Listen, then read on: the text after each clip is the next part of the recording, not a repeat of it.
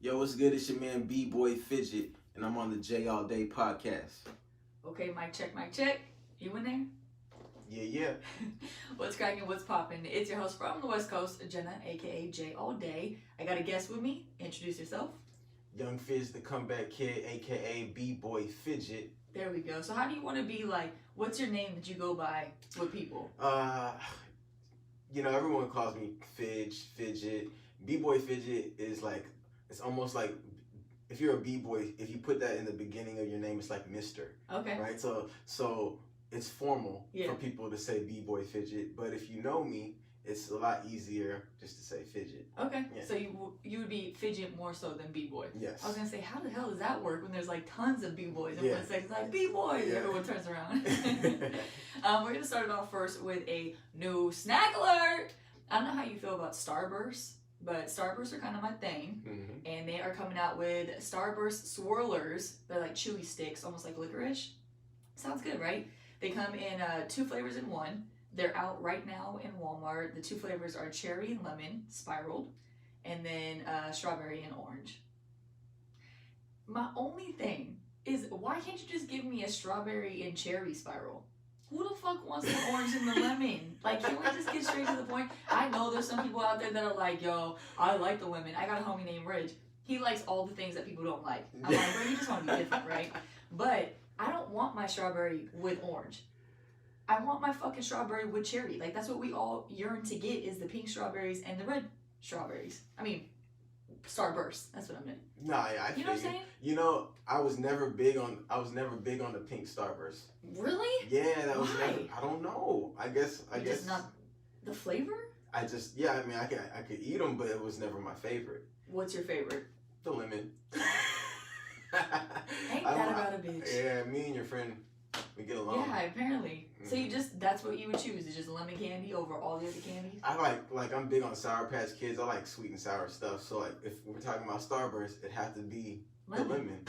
That's crazy. Mambas too, lemon? Yes.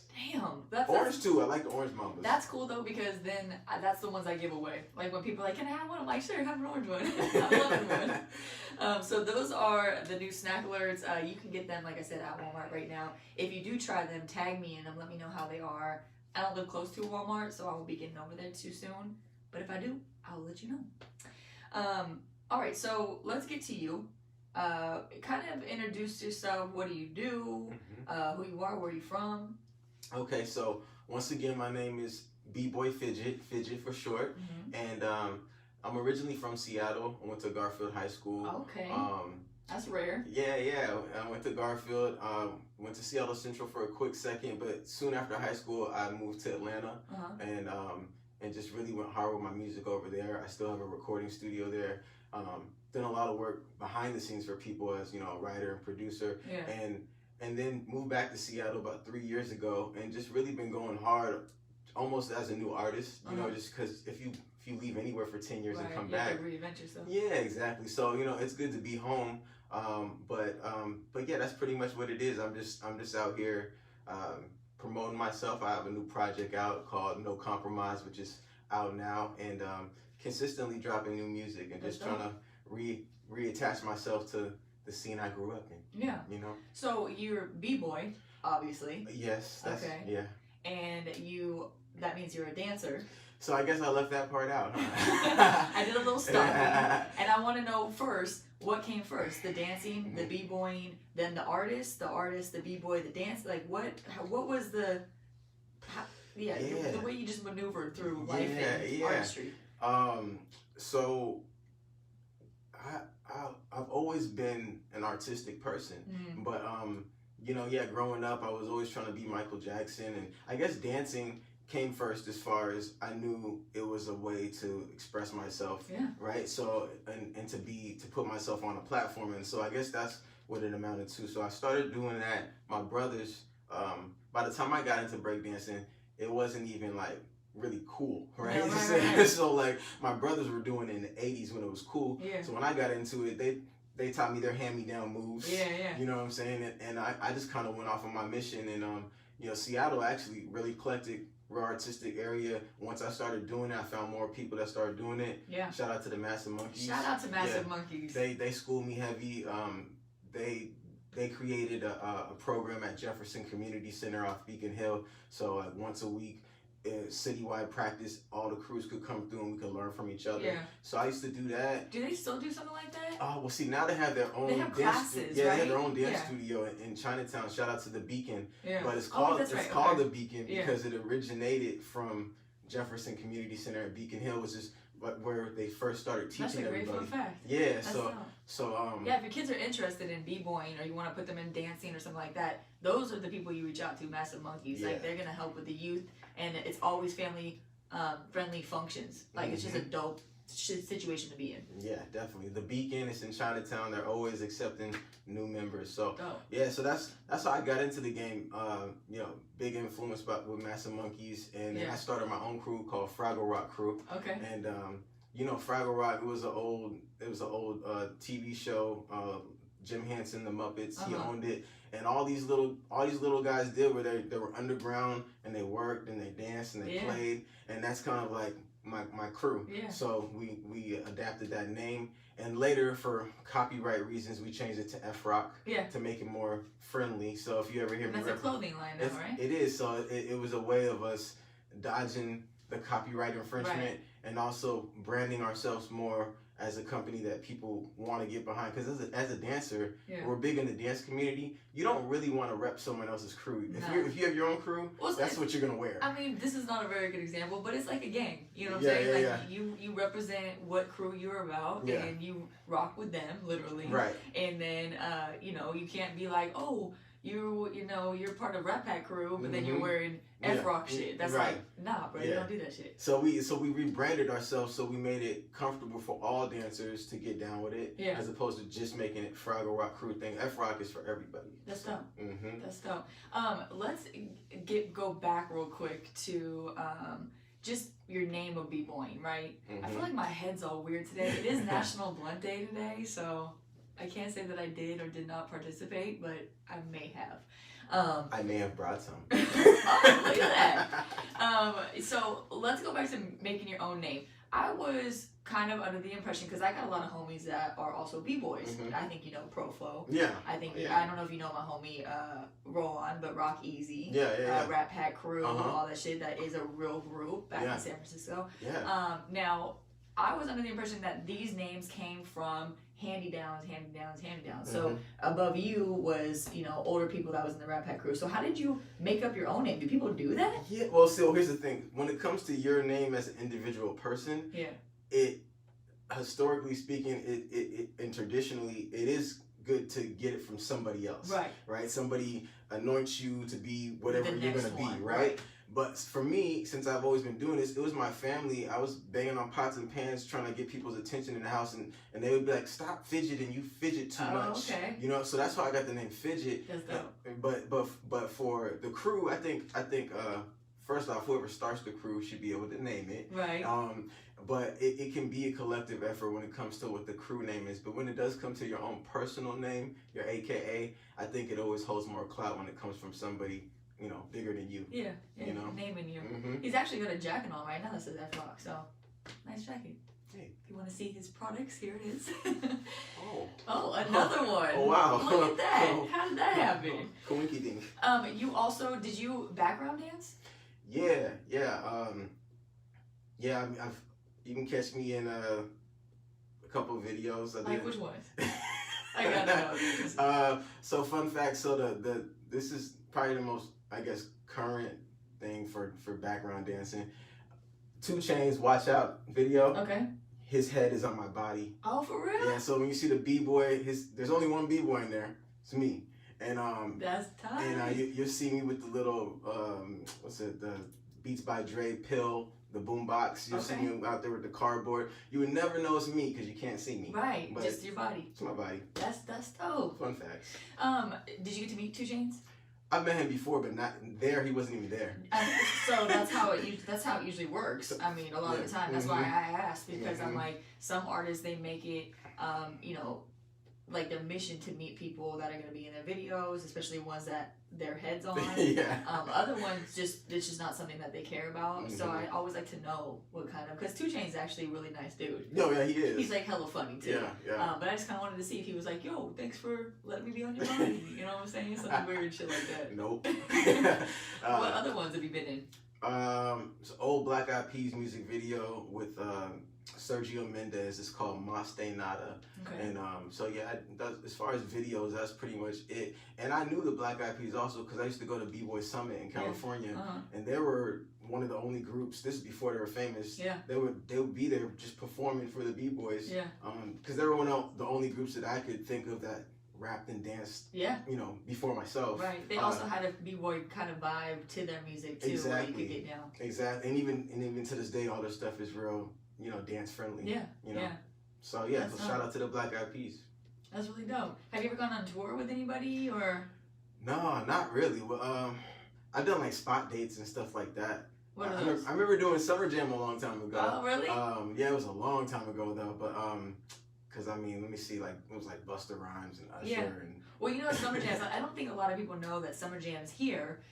It's all related with your radio station's owner. So if this station has, here in Seattle, a Summer Jam, in the Bay, they have Summer Jams too, but it might be a couple different artists depending on the demographic of where it's at. Maybe some local artists, like maybe a Seattle local artist will be at Summer Jam here, but you know, Oakland's local artists will be at their Summer Jam in the Bay. And so it actually is a tour, like around. It doesn't just happen in one spot. Sometimes they call it different, but there's a lot of Summer Jams everywhere. So yeah, so that was cool.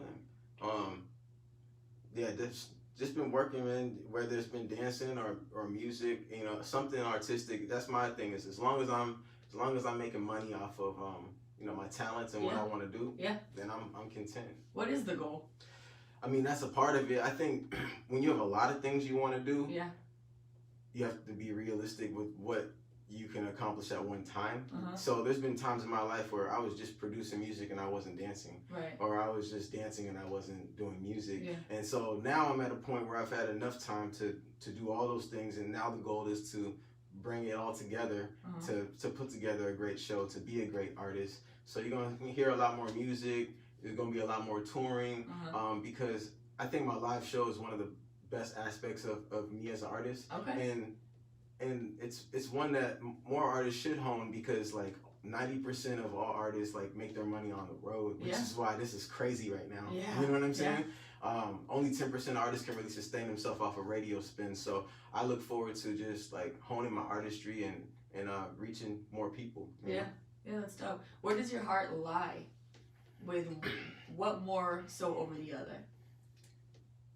I think as I get older, my heart is definitely more into music, because you know, you can only like be the best b-boy at a high level for like a short amount of time. I've cracked my 4th lumbar vertebrae in 2 places twice. I mean, it's like being an athlete. You only got a certain amount of years before you exactly. So for me, even just keeping that name as I continue on my legacy in a different way is a way of, you know, so I'm always going to be repping it, even if I'm not, you know, battling. You know what I'm saying? So, Speaking of all this, you know, quarantine shit and you saying that people can't do touring and all that, I read something like people are really surprised at the amount of music that's coming out during all of this. I'm actually so opposite of it. The first thing that actually came into my mind when all of this was happening was, this is the time for people to perfect their crafts or to really get in the studio, because you ain't got nothing else to do.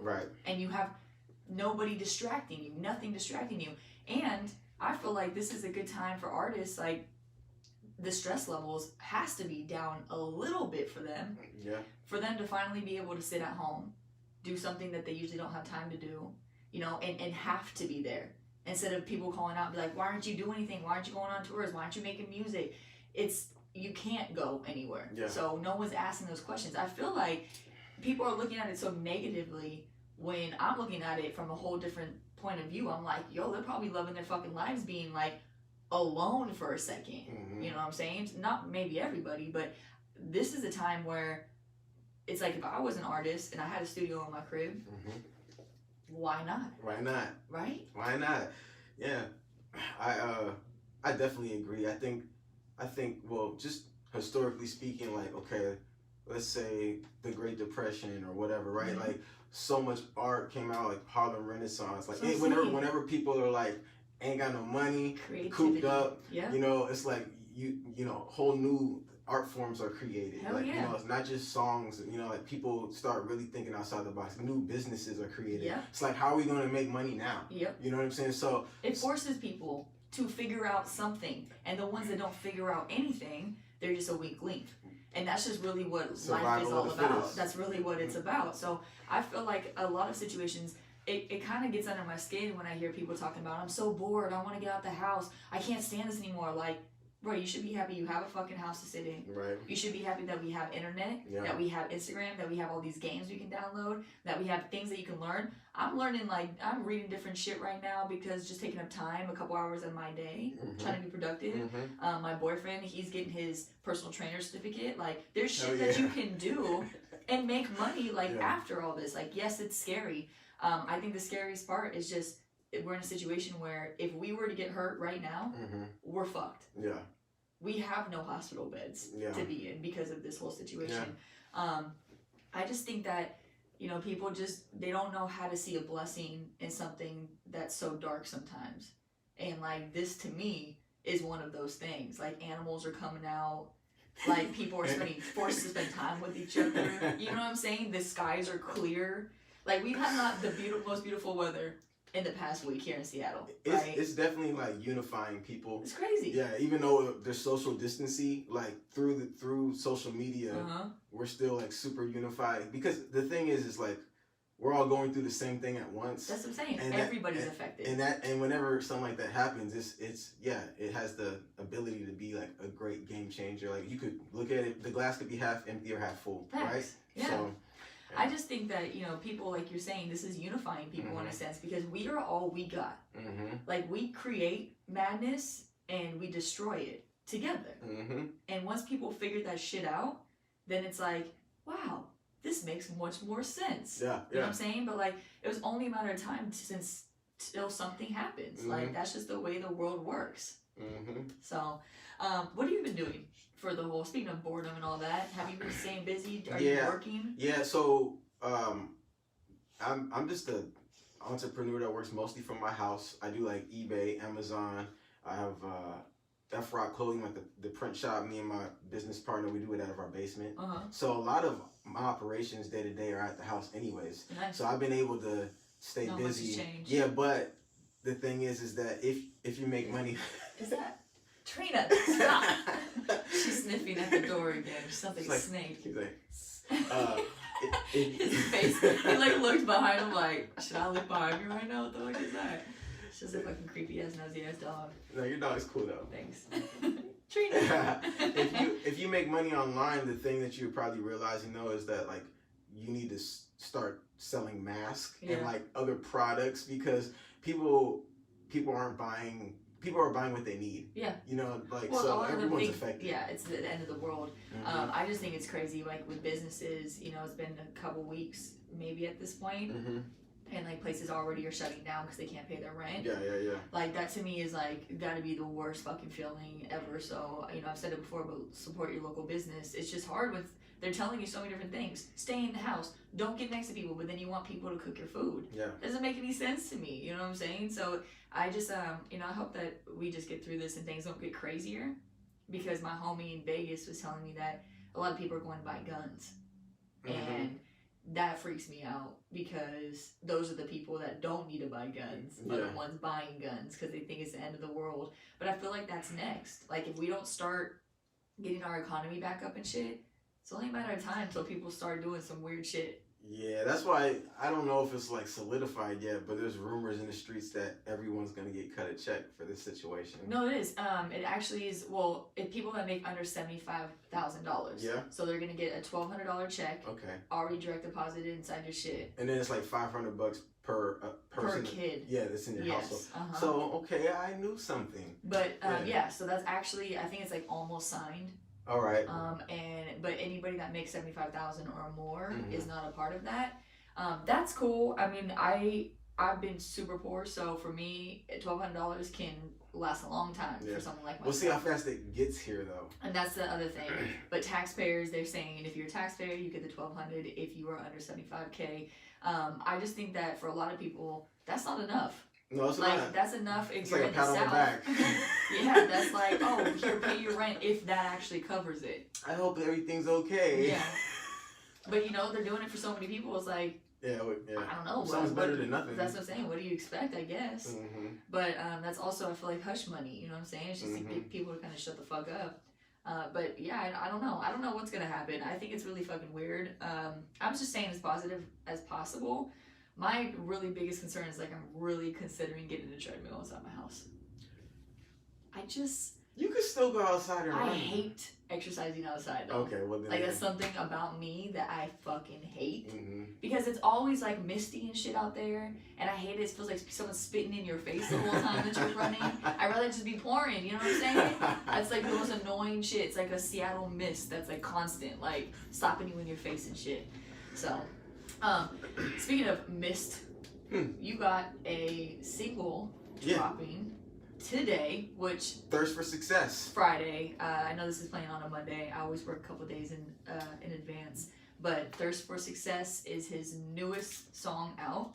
Yeah, the song is actually out right now, but the video is gonna be out by the time you see this. Oh, dope. Okay. And so we're just multitasking, and so I thought it was only right to bring a bottle of champagne to the show since the song. It's called Thirst for Success, and it's all about anybody who has a dream, anyone who's on the grind, on their pursuit of happiness. You got to be thirsty for it. You got to want it, and the universe is going to test your commitment. There's going to be times you want to give up on it because it's hard or whatever, but, that's when you just put on this song and everything's better. Yeah. Yeah. So how did you get through rough times of just being so many things that can be taken away from you so quickly? Like, you can't, being a backup dancer, it's not like you're like, oh, there's an available spot, I'm gonna get that. It's like you gotta go through, different things to get that spot. So when you were told no hella times, because I'm assuming anybody that's inside your workspace gets told no a lot. How do you deal with that shit? You just gotta know that you'd have to have confidence in yourself. But for me, confidence comes from practicing, right? Confidence comes from, like, knowing I got it down, right? So if anything, anytime I didn't make it, it was because I probably wasn't where I was supposed to be. You weren't prepared. Right, exactly. Preparation is key to success. Exactly. Literally. So preparation loves opportunity. Yep. So I think that's a big thing, is that, each time you fall, you like, oh, I messed up here and there. I'm gonna catch my mess up before somebody else does, because I'm my biggest critic. You know what I'm saying? So if I'm always analyzing what I can do better, even when all I hear is, oh, you did a good job, I'm like, yeah, thanks. Yeah. Because I expect to do good. I want to be great. Right. Yeah, I'm a hard critic on myself as well, but I feel like those are the people that perfect their crafts. And sometimes it's hard because it's like you're doing the same shit all the time. You can pop that bottle if you want. You're doing the same shit every day over and over again, and people just get bored so quickly nowadays. I feel like it's hard for people to focus. But you just gotta perfect craft, and, like, this is a perfect time to do something like that. Like, if you want to start a podcast, or you want to start learning how to dance, fucking TikTok videos everywhere. You know what I'm saying? Like, try those. Get your followers up or whatever just by doing some dancing challenges like that. You know what I mean? But that's big. That's exciting that you're dropping your song tonight, and yeah.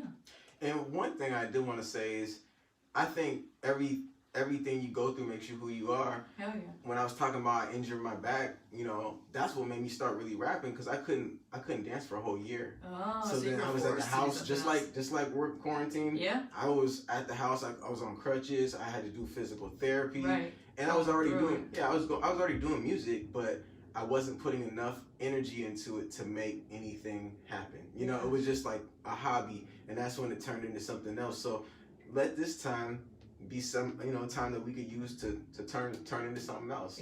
I might look back on it and be like, dang, I would have never started doing this if I didn't have that downtime during the quarantine. Facts. Like, so many people are like I said, complaining that they're bored, but there's so many opportunity. There's so much opportunity. Like, you could take a 4-week course right now and be already 2 weeks done. Like, simple as that. I mean, you could learn a new language. You could, there's so many things. Read books. Like, but people rather just complain about it and do nothing, which I just don't get. We always complain about how we don't have enough time, and now that we have time, people don't want to do it. So, you know, thank you. Hey. Cheers. Cheers. Corona.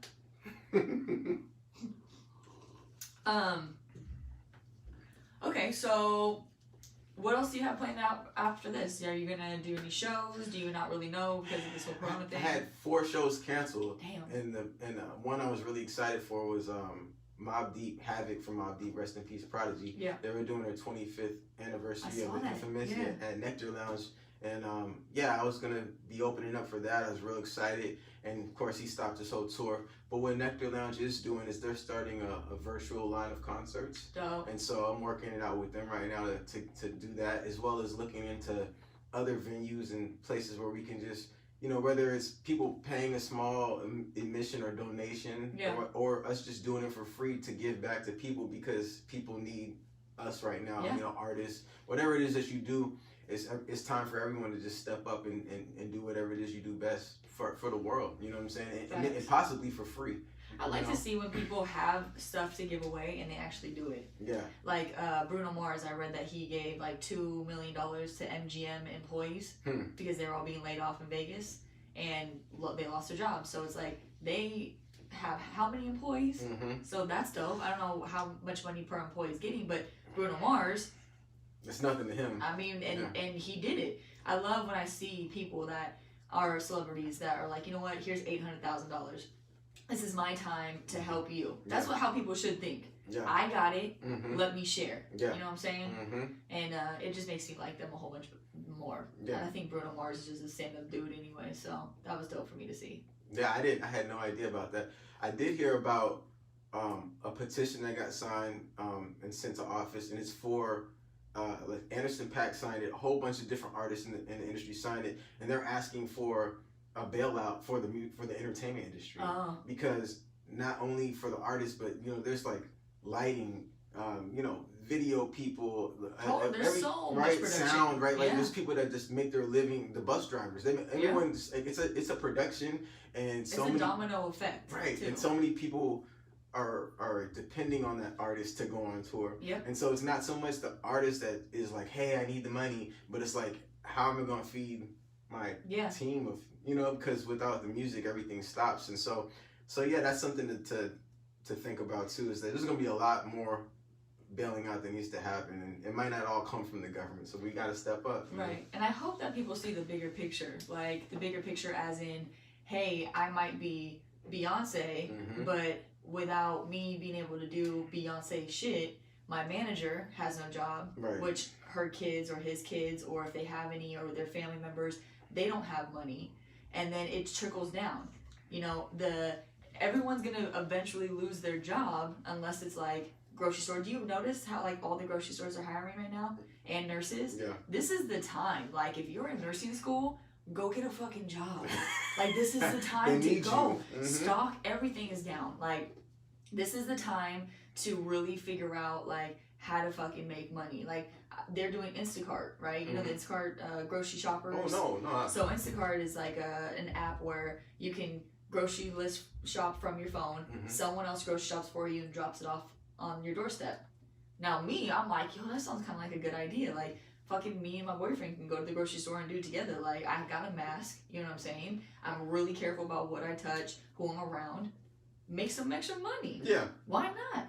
So, you know, if you're struggling for the job right now or whatnot, there are lots of opportunities, and you don't have to think about this as being a forever thing. You can just do it for the time being, and then figure out if you're going to get your job back or if you want another one. But I'm all about the side hustle. Me too. Sounds good to me. I've worked like 3 jobs, 4 jobs at a time. Yeah. Doing other shit. Like, I've had to survive before this whole quarantine shit. Yeah. So, to me, this is just like, I like being challenged though, like this. It makes me kind of feel more alive and more human in a weird way. It heightens your senses. Totally. Kind of like I'm working out more. I'm trying to, like, you know, boost my immune system, eating right. I became a vegetarian probably like almost 2 months ago now. Oh, really? So, Congratulations. Thanks. It's great. It's easy because everything, there's so many like meat substitutes now, Totally. right? So it's a good time for that. But it's just a good time period. I'm glad that I did it because it just stuff like that helps you to just be naturally healthy and and not have to worry so much. Like washing your hands is cool, but like you really want to do stuff to like boost your immune system. Take some vitamins. I don't hear anyone talking about echinacea or whatever. Elderberry is the move. Yes. I'm up on my oregano, elderberry, lysine. Yeah. Like that's the type of shit that you want to be on. You want to be on D3. You want to be on some garlic. Like I'm right there with you. Yes. I was vegan for a while. Yeah. I can't do the vegan. It's hard. I've fallen off a couple times since this whole quarantine thing. Because I'm like, man, I don't know what to do. Like, it's hard to order delivery for that shit, and then it's like going out to the store all the time. Anyways, I'm making a whole bunch of excuses, but it's tough. I like cheese too much. But don't get me started on cheese.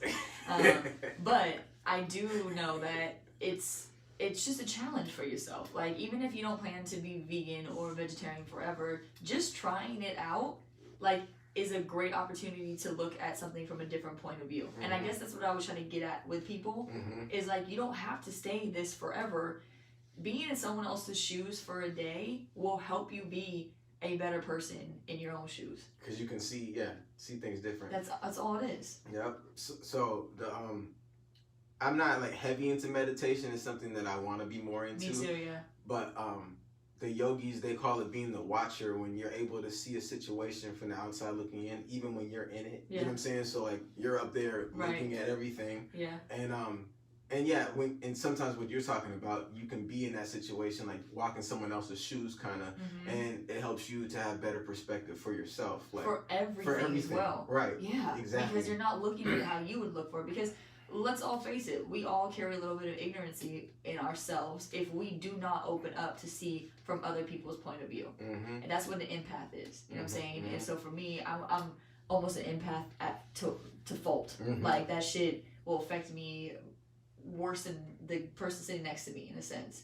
But I like it because it makes me really sensitive to other people's well-beings. Like if someone's having a bad fucking day, I'm not like, damn, she's a fucking bitch. I'm like, wow. She must really have something going on. Yeah, I hope she's okay. I hope she gets through this. You know what I'm saying? Now, if I see fucking Susan every day and Susan's a bitch, then I'll probably be like, dang, she's just a fucking bitch. But she's probably just a really unhappy person. There's always reasons behind everything. So, you always see it on Instagram, like, don't judge people by their attitudes because you never know what's going on in their own lives. Like, that's some real shit, though. Yeah. Bottom line. So, anyways. Fun facts. Fun facts. That was my rant for today. Anything else you want to touch on before we go through your outro questions? I'm gonna have you do your outro and where to find you and all that stuff too. So. Well, let me take a sip and think about it. No, I'm just having a great time. We're just over here shooting the shit. And, yeah, that's pretty much what we do on the JL Day podcast. Drinking some champagne, quarantine clean. How we do? Yeah, you know what I'm saying? That's it. Yeah. Well, let's go through your outro questions. First thing that comes to mind when I ask you them, what's the first thing you do when you wake up in the morning? The first thing I do, I would say, I don't. That's a tough one. I either look at my because there's a couple of things. Okay. I was trying to be true to myself. Okay. Sometimes I look at my Instagram first. Okay, that's okay. That's okay. It's not what I wanted to say, but it's the truth. That's what all I need is all I'm asking you. This is a safe space right here, Fidget. That was tough. Okay, guys, I look at my Instagram first. All there right? You go. Then I say I'm grateful. See, good. It should be the other way around. That's okay. You can do as long as you have that grateful in there at some point. You good. What's your favorite cereal? Man, Cinnamon Toast Crunch. That's like number one answer, honestly. What is one thing that someone would be hella surprised to know about you? Wow. I know it's a tough one. Yeah, I'm not that interesting. I don't know. No, yes you are. Everybody has something that's hella fucking random. I was in a chess club back in the day. Nobody knows that. Okay. Well, now everybody knows that. I was a young Bobby Fischer. Were you good though? No. So people are really good at chess though. That's dope. You know what I'm saying? They gave everyone an award. I thought I was special. I wasn't that good. He was like 5 years old, huh? Yeah. You can't do anything crazy like I don't know, touch your tongue to your elbow, or I could beatbox. Ooh. I wouldn't be surprised to know that though. Oh man. All right, next question. What's your proudest moment? My proudest moment. I would say my proudest moment was leaving Seattle. Okay.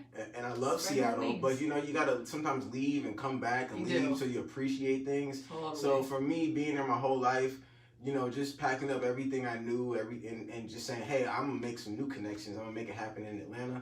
That was a proud moment. And then, you know, took a long time coming. Hey. What's your favorite thing to cook? Pasta. Anything with pasta in it. But if there was one dish that you had to make for somebody that was really important, you only had one chance. Man, you know what's crazy? Okay, it'd have to be my salmon, but I can't eat it no more, but I can make it still. That's okay. Yeah. My salmon is amazing. Yeah. Salmon. Do you have any sides or anything? I just do a little salad, maybe a little balsamic vinegar. Okay. I see you. What's your most hated house chore? Anything that involves cleaning in the bathroom, I'm just not about it. Okay. Yeah. That's fair. I just actually got a new most hated house chore because originally mine was putting away laundry because like I hate that shit. I'll fold it all day, but like to put it away, it's like fuck, it takes me forever, so it just sits there. I did a spring cleaning in my house the other day, and I had to clean fucking blinds. I don't think I've ever cleaned blinds before. It took me so long. I realized I hate blinds, and this is why I never ever clean the blinds. A little like duster action? No, because you have to get, especially if it's like you haven't cleaned them for a minute, there's so much dust, like you gotta hit it with a Windex, you gotta hit it with like a Clorox wipe, and then you gotta like wipe them off one, and then the strings, don't even get me started. I was like, this is some bullshit. I hate this. Wow. I know. Spring cleaning sucks. And then sour candy or chocolate? Sour. And what's your go-to sour candy? Sour Patch Kids. Okay. I accept. Well, thank you for stopping by. Tell everybody where to find you, how to look at your video when it comes out, download your song, all that stuff. Okay, well, yeah. B-boy Fidget, BBOY FIDGET. So no funny spelling. It's right on the bottom too. No funny spelling. And yeah, that's for everything, Instagram, whatever. And the new song, the new video, Thirst for Success, available now. Just YouTube Thirst for Success. Make sure you got your champagne ready. Pop bottles. You know what I'm saying? Get your popcorn ready. It's gonna be a great one. It's featuring Emmanuel Brown, myself, and the Bad Man. And yeah, I appreciate you for the support. Of course, anytime, man. You're welcome anytime on the JOLday podcast. You can always find me on Instagram as well at JOLday87. And I'll talk to you next time. Peace.